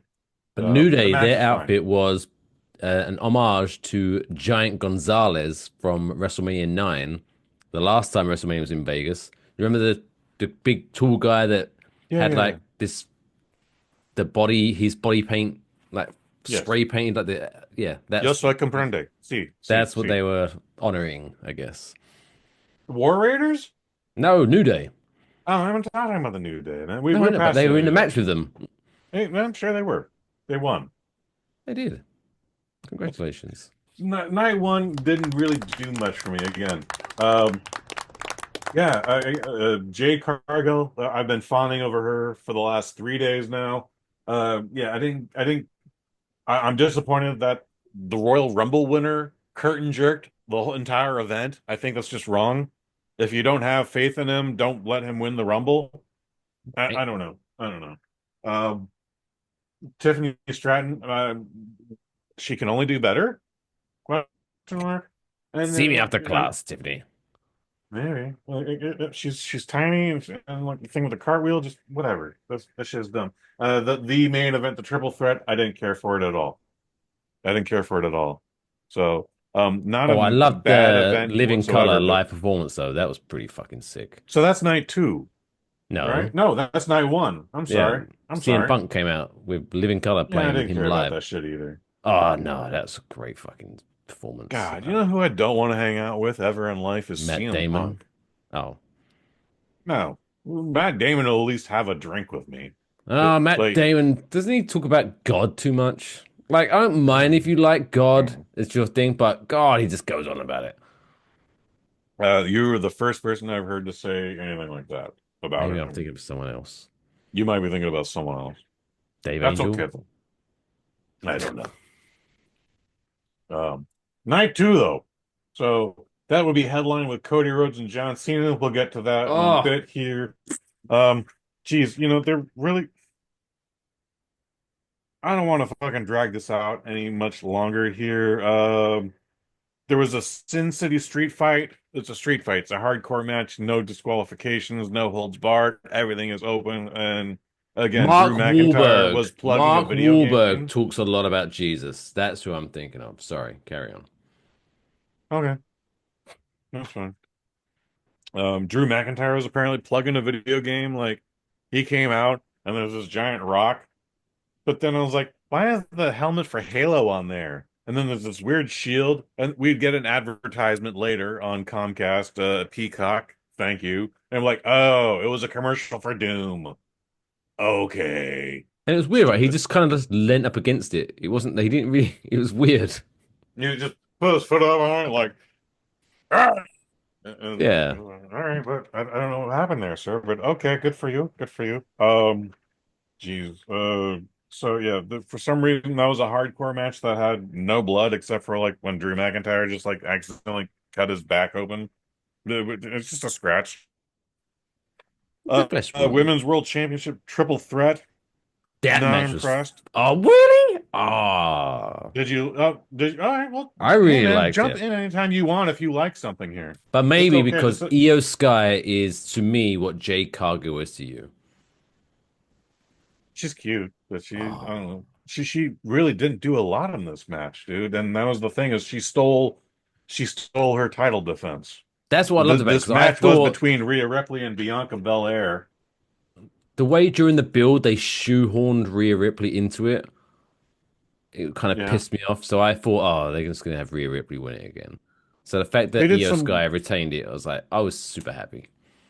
They did some weird thing in the pre-show that I caught a glimpse of where they tried to like make Rhea Ripley a victim. And I was like, this bitch has been a heel for 2 years. She's done like some of the most horrible things to people. She has no right to have this title match, and somehow she managed to get into it. She's not the victim. She didn't have the title match. That's not the problem. The problem is they're trying to make her a victim of her circumstances. And it's just like, hey, we don't need the Barbara Walters special here. This is a bad woman. By the way, she's a badass woman too. But this is a bad person. Okay, what are you doing?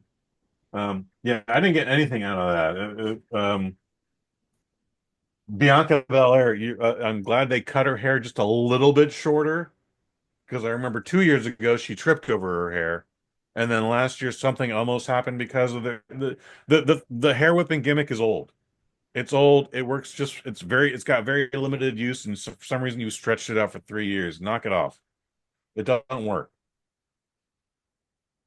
Yeah. You can do it for a little bit, but you can't keep carrying it on like that. You gotta do something else now. You gotta reinvent yourself, babe. I promise. If other people love it, fine, but other people is stupid. I promise you. Trust me. What else we got? The women's tag team match did nothing for me.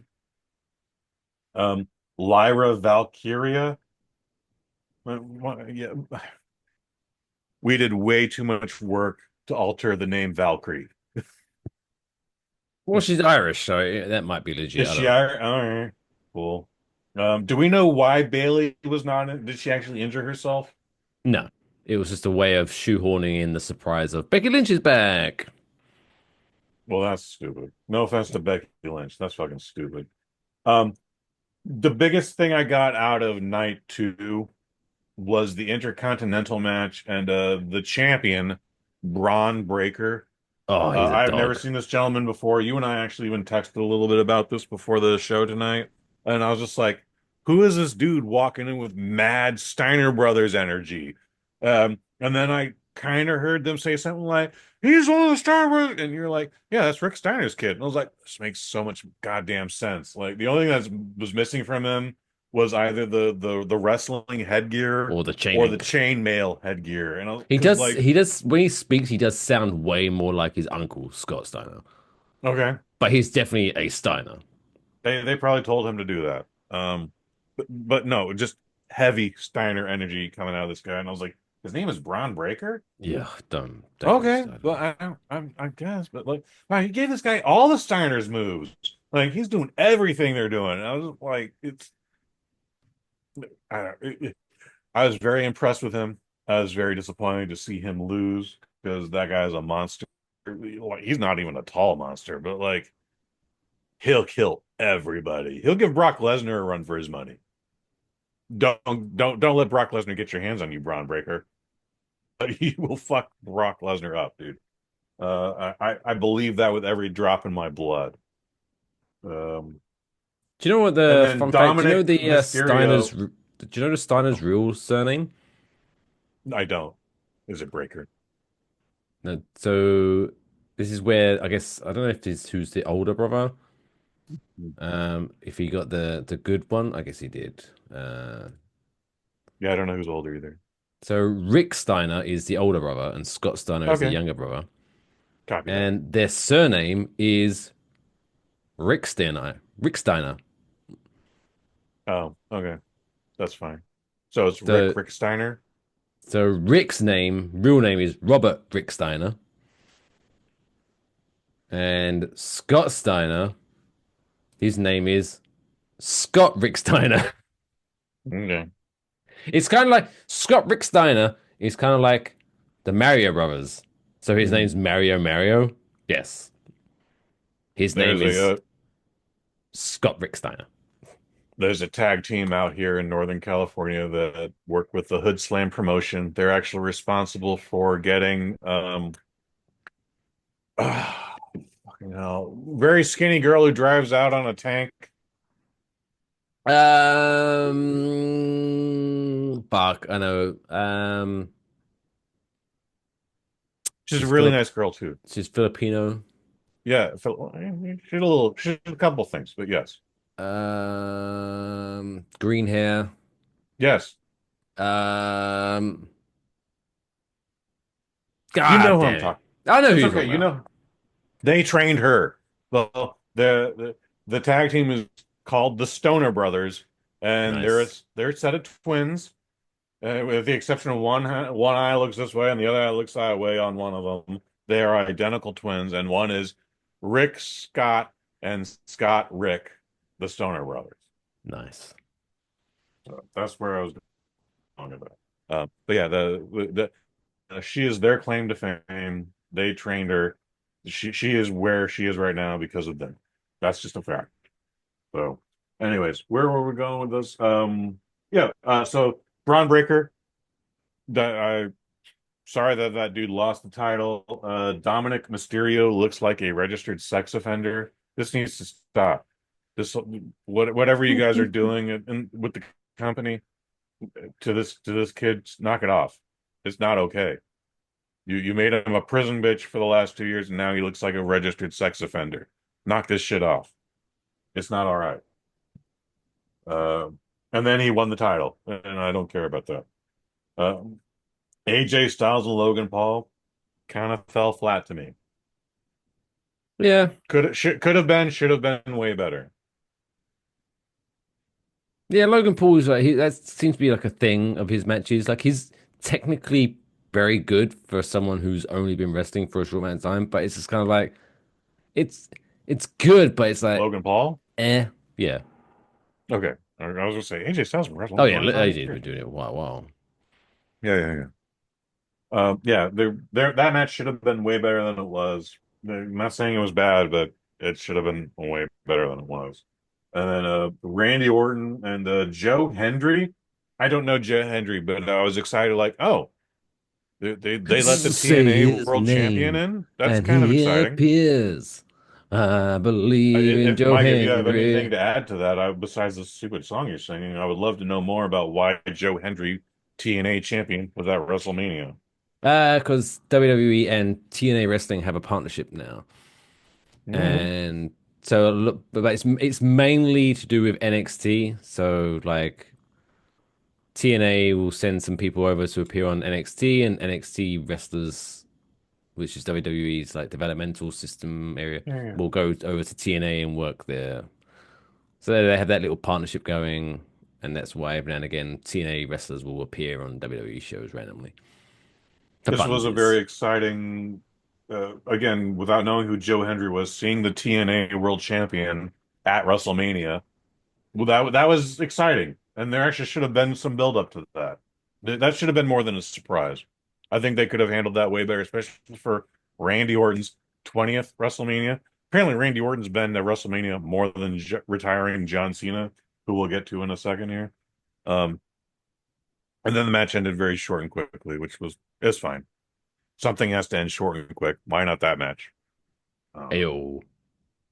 I'm not making fun of it. I'm just saying. And then we get to Cody Rhodes and John Cena. I believe you and I both knew going into this John Cena was going to win. I mean, it can always go either way, but felt like Cena was going to win this one. Kind of underwhelming also. Incredibly underwhelming. The things they could have done with this match, the things that both of these men are capable of, it wasn't there. You were texting me like, who's going to be the run-in? Travis Scott, apparently, who just sauntered in. Yeah, Didn't even take your time, didn't pal. even take your time. And he did. And he did. It wasn't the drumstick ice cream guy. It wasn't The Rock. It wasn't The Rock as the drumstick ice cream guy, which, by the way, would have been way over. Probably would have been the most overest thing the whole weekend. It was fine. And then Cody Rhodes lost. And John Cena's the winner. I think Also, the Monday way Cody Night Rhodes lost Raw's was pathetic. Where was that? He was being the, oh, I'm gonna hit you over the head with the belt. Oh no, I'm a good guy. And then it's like, it made him look like a bitch. I wouldn't go that far, but I do hear your frustrations, and it was just like this should have been so much better. Again, especially with what these two are capable of. So, but it is what it is. Is John Cena now retired? Because they'd had an advertisement where he's like, John Cena is going to be in Perth, Australia in 2 months. I'm like, what? Really? So I thought this was the retirement match. No, this was his last WrestleMania match. His 2025 is his last year. So he's going to retire at the end of 2025. Oh, that's so stupid. So this was it. This was the date. It's 2025 WrestleMania. You're retired. This is so stupid. All right. So I'm assuming he'll be at SummerSlam in MetLife this summer. Sure. I mean, it's pro wrestling, so they can always just be like, well, the next time wrong, psych, I'm gonna hold on to this thing forever now. And now that I've broken Ric Flair's title run, I'm gonna fucking hold it for the most days ever and break Roman Reigns' record or whatever. Stupid. Overall, this was a fine 2-night event. I applaud them for being as restrained as they were. Like, it doesn't need to be this show can be exhausting. Like, again, pre-pandemic, they tried to do 14 matches in one night. Oh, it was like over 7 to 8 hours. Yeah. Oh my God, that was way too goddamn much. And then I don't know what happened during the pandemic, and then we started getting 2 nights of this shit. I think last year's was better in comparison, but I don't remember much of last year's either.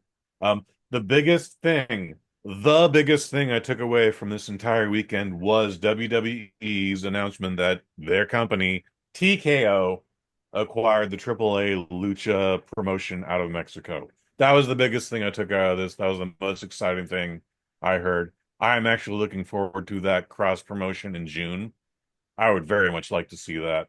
And they've already started teasing it with Vikingo getting involved with in the Ray Phoenix match. Is that what happened? Okay, sure.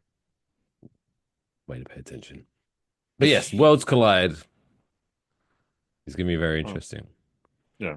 I don't have a traditional Kush Hayes review number for this. Like, it was fine. It was WrestleMania. If you've been fun. I can see how the build up for this would underwhelm everybody, nay, disappoint people. But for someone who hasn't watched WWE in a full year, I was like, that's fine. This was fine, but they've done better. But they all can't be top 10, kids. They all can't be top 10. Yeah, my thing it was a fun weekend of shows, but it's like it's not going to be like if you're feeling nostalgic. Oh, let's put on WrestleMania 17. That's a great show. Let's put on WrestleMania 19. That's a great show. Let's put on this WrestleMania. It's a great show. This one, I'm not going to be in a rush to rewatch. It was fun, but it's like it happened. It happened. We need to move on to Monday Night Raw and the next 52 weeks.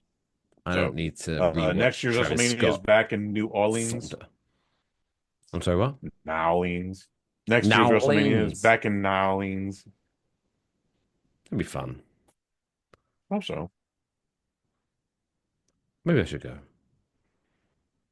It's closer to you now than it was this year. Yeah. And last year was Philadelphia. I'm not going to Philadelphia. Philadelphia's dirty. Well, this year, I said. This year in Vegas. So maybe I'll go to some. You were closer to New Orleans than Vegas. Oh. But there you go. WrestleMania. Do you have any extra details you want to add to this? Look, I know this is normally we let me talk, but you have to have something else to add to this. No. It was fun. No. The ending, the even last, that good of WrestleMania. It was just kind of, yeah, it was very underwhelming, the ending of it. And it was like how, like, the main storyline was John Cena turned heel and aligned with The Rock. And we haven't seen the fucking Rock since. And he didn't even show up at WrestleMania. So that's weird. That is weird. And then, yeah, Travis Scott. What the fuck is that? Why is he still around? I don't know. I don't understand. Why do you have the hardcore belt? I don't know. Oh, he just brought it with him then? Yeah, that's his thing. And yeah, it was just, and when it ended,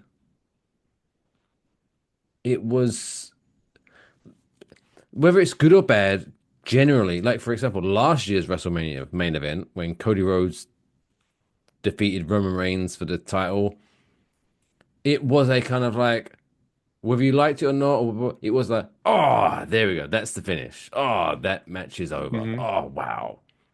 And that seems to be the thing. That was a good match. It was a good. Whereas this year, the main event, when it ended, I was just kind of like, oh, is that it? It was just, I was expecting something else was going to happen. I was like, someone's going to run in and hit John Cena with the belt or something. No. It was just so like, oh, okay. You saw the press conferences. You were texting me a little bit about that. Anything to add from those? Well, that I'm Dirty Dom's biggest fan. He's great. Okay. He's hilarious. That guy's great.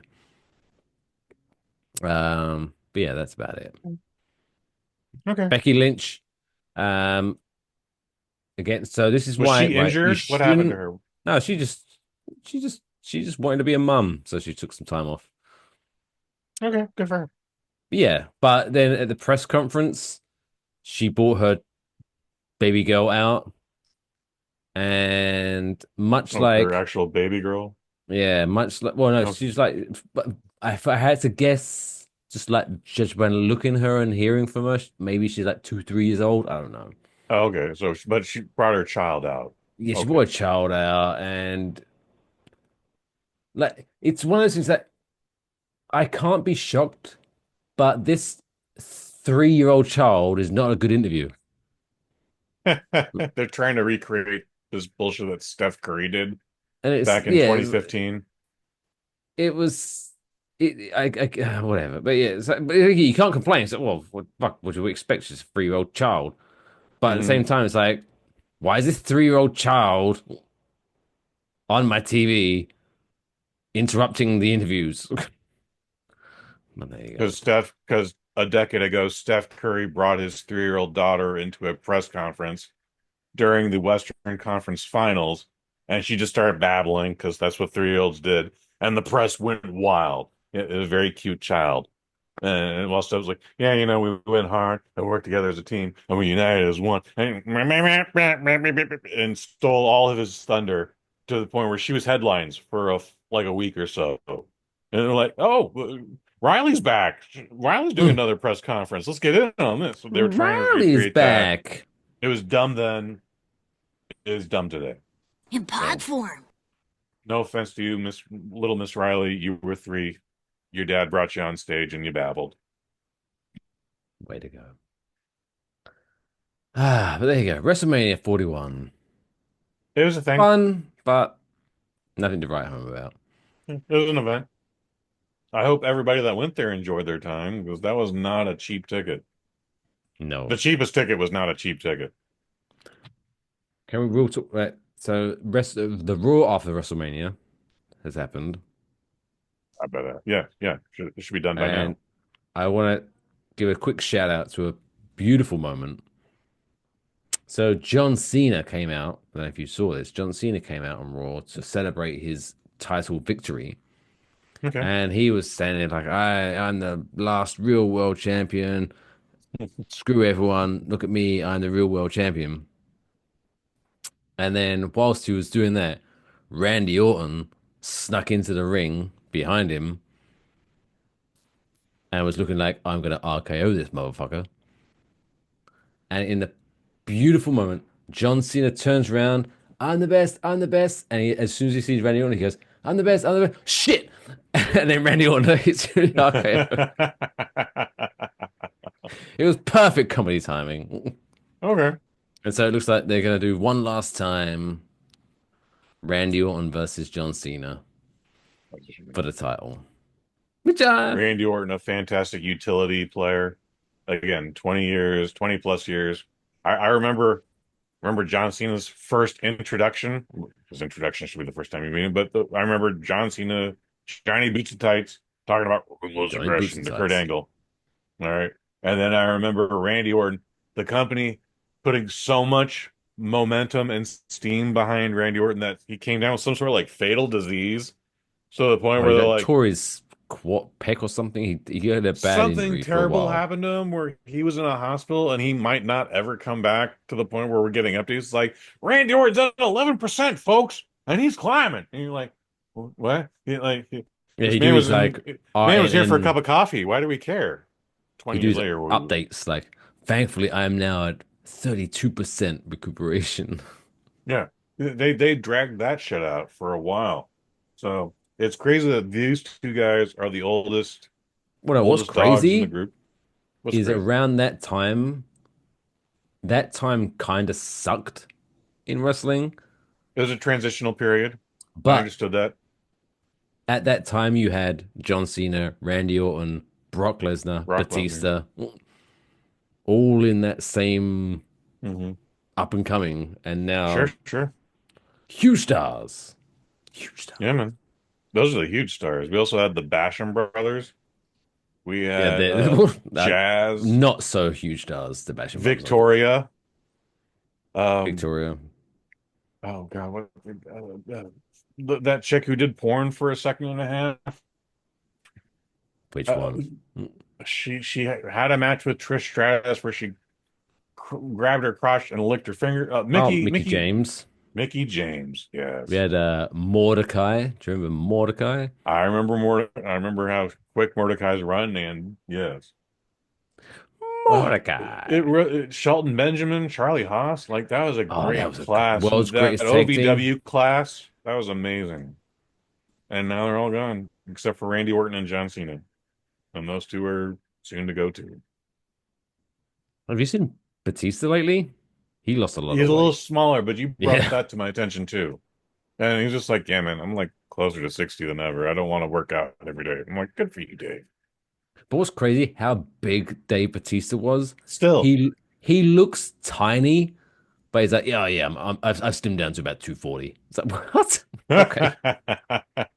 Well, he looks small for Dave Batista. Yeah. He is still a big man. Anyway, WrestleMania available in America on Peacock or worldwide on Netflix. It's a fun show, but it happened. On to next year, I guess. So that wraps up this week's Cush's Wrestling Movie Review.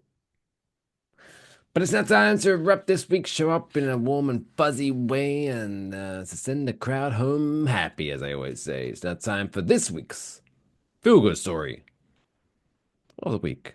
It's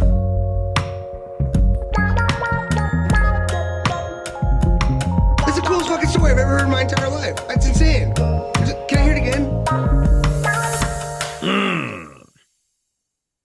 You know what? Sometimes the feel-good story can be a simple one, and I like this one. So last Wednesday, at the McDonald's on Upper Main Street in Haverhill, Massachusetts, a man quietly walked in, handed the cashier a wad of cash. That's a good word. Do you use that in America? Wad of cash? Yes. Okay. It has been used. Yes. Wad of cash.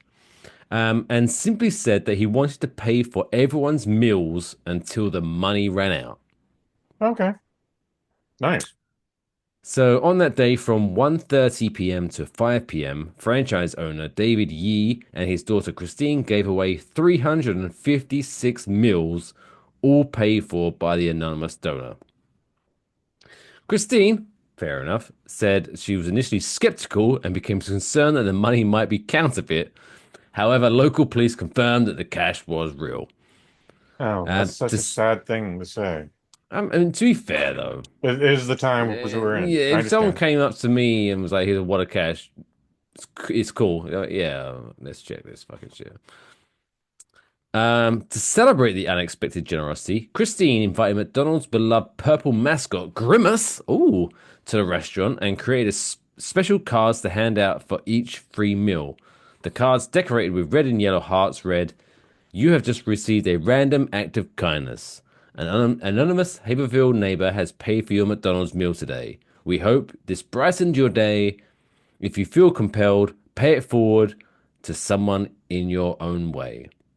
Okay. So there was a little bit of time to prep for this then. If the Grimace is there handing out laminated cards, yes. So I'm going to assume the way this story, that this guy walked in with a wad of cash and then they were like, this is fucking weird. So they made sure the cash was legit and then they contacted the marketing department.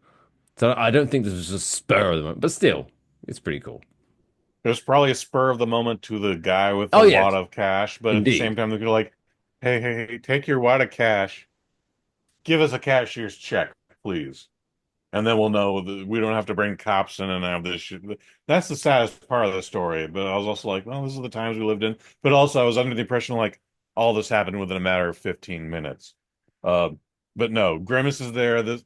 A day or two of planning was put into this. Yeah, because I appreciate I like the fact that he's tried to stay anonymous, which is kind of, I guess that's nicer it makes it sound nice. But also, I would like the fact, I would just love the image of a guy standing at the drive-through window with a wad of cash and just waiting for people to place their order. I got this. That'd be pretty cool, right? Yeah, I got this. I'd be creeped out by it, or at least a little eerie. I would say, if I was with someone, I'd be like, babe, get the pepper spray ready. This might get weird. There's a dude standing by the fucking drive-in window, just standing there. Always got wad of cash. Get the pepper spray ready. Take the safety off. Yeah, I guess also that's the problem with today's contactlessness. It wouldn't have the same effect of this guy standing with his debit card. Boop. I got this. Boop. Okay. I got all that fucking loose change. Oh, pin. Fuck. Pin. It's getting like my hand. Put my pin in 500 times. But in a nice way, inspired by the stranger's self-site, Christine and her father, who own the franchise at the McDonald's, are also giving back by making a matching donation to the Ronald McDonald House charity. Okay, far out. So it's a very nice story, but there's a lot of question marks and asterisks because of the times we live in. Yeah, the timeline probably is a little bit longer than the way the story tells it, but still. I'm just talking about modern society. Again, like a guy shows up with a lot of cash. I'm going to pay for everybody. And you're like, not so fast, buddy. Your cash might not be good here. Do you know what? That is a problem. So at work, we have like these scanner machines where you can like put banknotes in it, and it quickly scans it, and it says pass or fail to see if it's legit or not. I've seen them.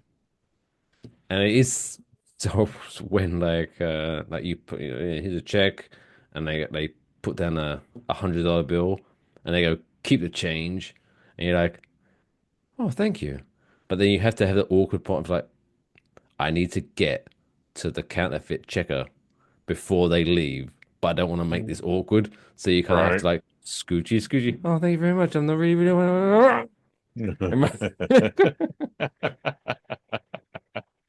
Has any of them come back false, counterfeit, negative? Touch wood. No. Okay, good. But there you go. Anyway. What a show. What a day. What a show. Almost clocking in at 2 hours. It's been a while. It's been a while. I guess we were drinking today. I guess this proves our fucking scientific theory. Yeah, when we do it during the day and we're sober, 45 minutes. Yeah. Derp. Anyway, that wraps up episode 193. Anything you want to promote? Anything you want to pimp? Anything you want to push the Syrup Squad towards?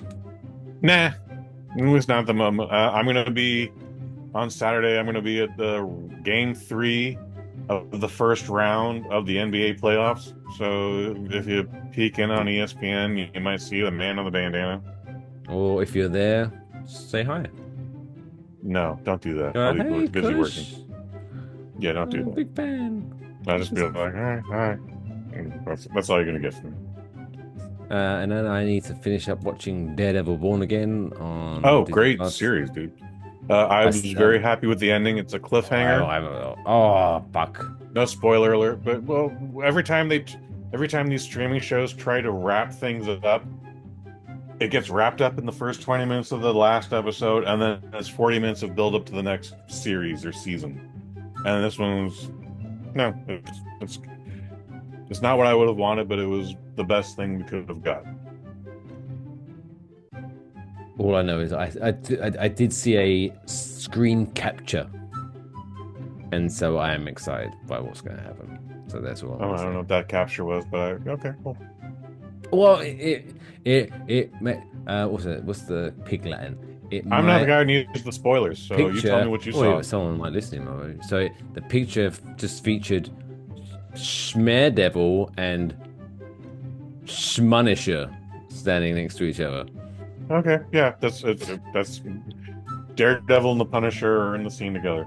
God damn it, I can't wait. I'm going to watch this shit tonight. Anyway. It's a fun scene. They're good together. On that, make sure you go to enjoyablevox.com for all the ways you can support the show, subscribe to the show, follow the show, and all that good stuff. Go to enjoyablevox.com/shop if you want to buy some stuff. If you want to leave a text message or a voice message, give us a call at 347-559-5227, 347-559-5227, and until next time, take care of yourselves and each other.